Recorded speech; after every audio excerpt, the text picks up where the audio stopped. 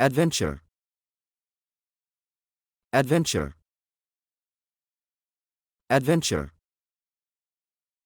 Definition. An adventure is an exciting or daring experience that typically involves exploring unknown or thrilling situations. Synonym. Quest, thrill, odyssey, venture, expedition. Sentences.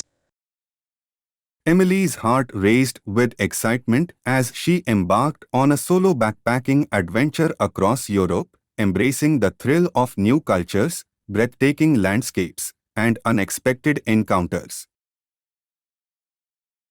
Emily का दिल जोश और खरूश से दौड़ गया जब उसने पूरे यूरोप में एक सोलो बैकपैकिंग एडवेंचर का आगाज़ किया। नई सकाफतों, दिलकश मनाजिर और गैर मुतवक्के मुकाबलों के सनसनी को अपनाया। एमिली का दिल उत्साह से दौड़ गया क्योंकि वह नई संस्कृतियों, लुभावने परिदृश्यों और अप्रत्याशित मुठभेड़ों के रोमांच को अपनाते हुए पूरे यूरोप में एक एकल बैकपैकिंग साहसिक कार्य पर निकली।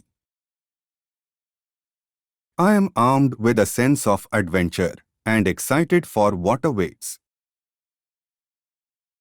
मैं मुहिमजुई के एहसास से लैस हूँ और जिस चीज़ का इंतज़ार कर रहा हूँ उसके लिए पुरजोश हूँ।